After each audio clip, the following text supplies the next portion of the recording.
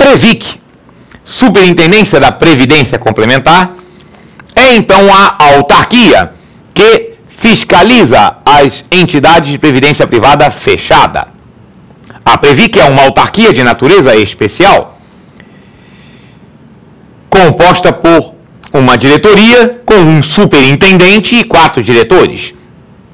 Como é uma autarquia de natureza especial, os 5 membros da diretoria da Previc são nomeados pelo presidente da República após aprovação em sabatina no Senado e não podem ser demitidos. Tem estabilidade no mandato, que é uma característica das autarquias de natureza especial. Caberá à Previc a fiscalização dos fundos de pensão. Vamos agora ver os chamados sistemas de liquidação e custódia. Sistema de liquidação e custódia é uma instituição que mantém um sistema eletrônico, que faz a custódia dos títulos. Custódia é a guarda. Os títulos são eletrônicos e escriturais. Por isso eles são registrados e guardados num sistema.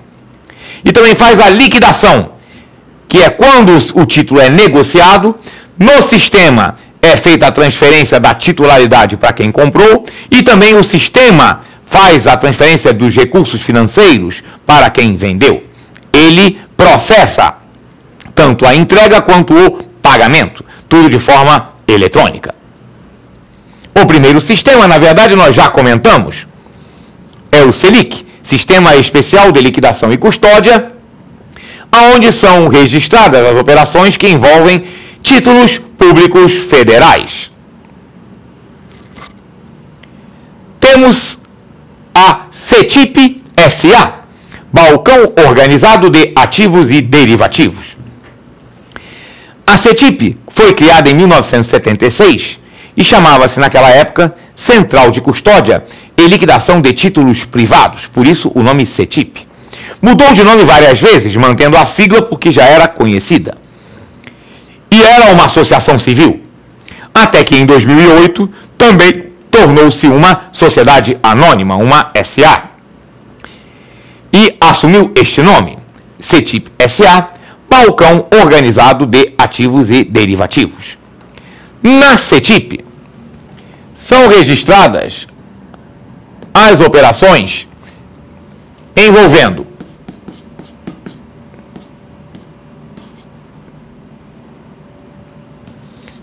a quase totalidade dos títulos privados, exceto ações. Ações nós vamos ver em seguida que a sua negociação é registrada em outra Câmara de Liquidação. Além dos títulos privados, a CETIP registra também as negociações com títulos estaduais e municipais,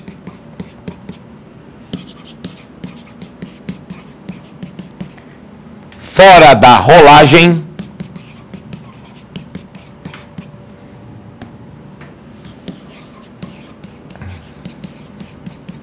e registra ainda negociações com títulos de responsabilidade solidária do Tesouro.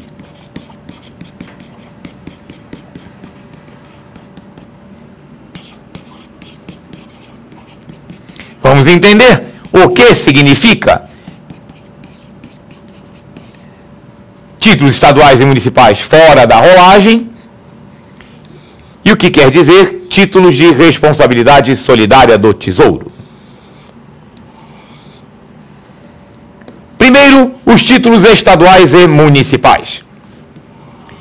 Houve épocas em que os estados e municípios também emitiam títulos públicos. Além dos títulos públicos federais, existiam também os estaduais e municipais. Mas, a partir de 94, com a queda da inflação, a estabilização econômica com o Plano Real, os estados e municípios passaram a ter dificuldades de continuar colocando esses títulos no mercado. A procura caiu. As pessoas preferiam títulos federais, que eram mais seguros e também tinham boa rentabilidade. Então foi feito um acordo, onde a União resgatou os títulos dos estados e municípios E os estados e municípios que deviam para o mercado por causa da emissão de títulos passaram a dever para o governo central, pagando essa dívida em prestações mensais, um percentual da sua arrecadação. Esse foi o acordo da rolagem. Alguns poucos estados e municípios ficaram fora deste acordo. Então, esses estados e municípios que ficaram fora do acordo, os títulos continuaram sendo negociados. Estas negociações são registradas na CETIP. Título de responsabilidade solidária do Tesouro. Eu acho mais fácil explicar com um bom exemplo. Um bom exemplo de título de responsabilidade solidária do Tesouro é o título da dívida agrária, o chamado TDA. Título da dívida agrária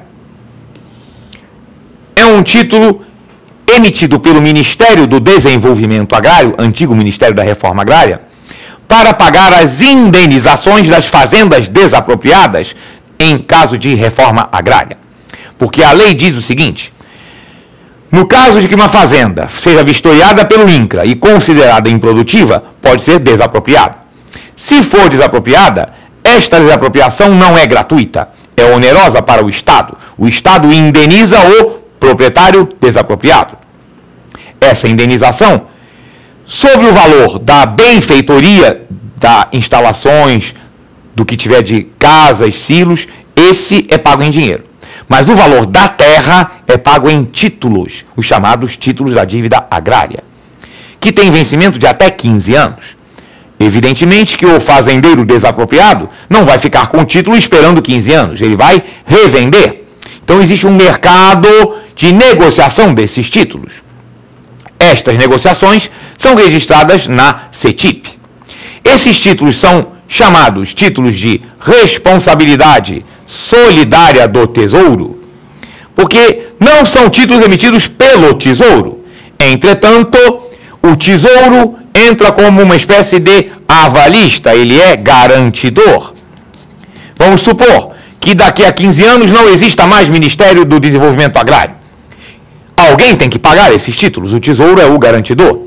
Ou mesmo que o Ministério exista, mas por algum problema orçamentário não tem recursos no orçamento do Ministério e o título venceu, o Tesouro tem que pagar. O Tesouro é garantidor, é solidariamente responsável. Então é um título que não é emitido pelo Tesouro, por isso não é título da dívida pública, por isso não é registrado no FELIC, e sim na CETIP.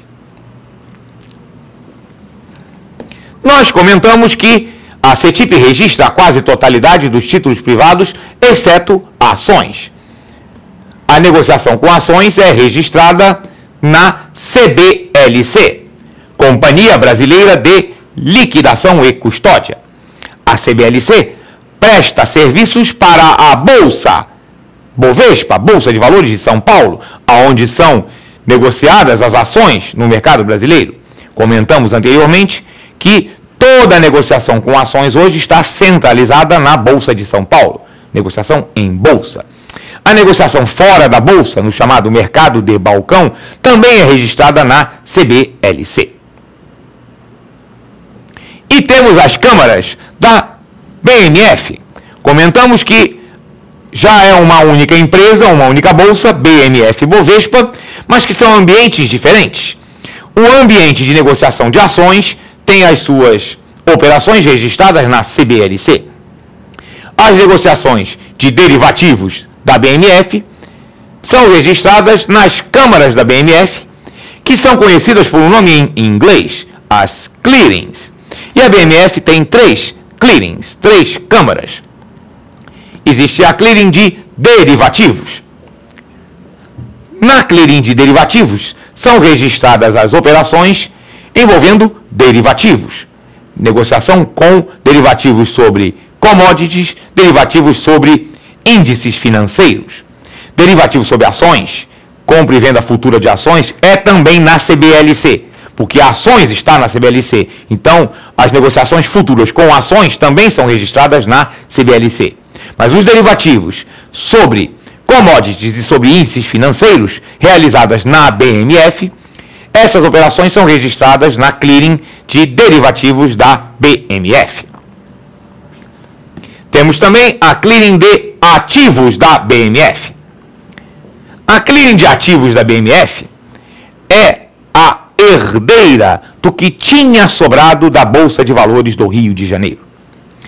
Em 2000, quando a negociação com ações foi totalmente centralizada na Bovespa, Bolsa de Valores de São Paulo, a Bolsa de Valores do Rio de Janeiro continuou existindo, não mais como um ambiente de ações. Passou a ser um ambiente de negociação de títulos públicos, fora do Selic, fora daquele mercado open market, que é exclusivo para Banco Central e bancos. É um mercado chamado secundário de títulos públicos, entre investidores. Esse mercado foi montado pela Bolsa de Valores do Rio de Janeiro. Só que este mercado e o sistema de registro dessas operações foi adquirido pela BMF e migrou para São Paulo, para o ambiente da BMF. A Bolsa de Valores do Rio encerrou, é uma bolsa inativa. No prédio, hoje, não funciona mais nada de bolsa. Existem várias lojas, até a agência do Banco do Brasil, mas não tem mais nada como bolsa. E aquele ambiente de negociação de títulos públicos fora do Selic, fora do Open Market, foi absorvido pela BMF. E o sistema de registro tornou-se a clearing de ativos da BMF. E a terceira clearing, a terceira câmara, é a Câmara de Câmbio. Na clearing de câmbio, são registradas, além das operações de contratos futuros de câmbio, do derivativo cambial, também é registrado na clearing de câmbio da BMF toda a movimentação do chamado interbancário em dólar.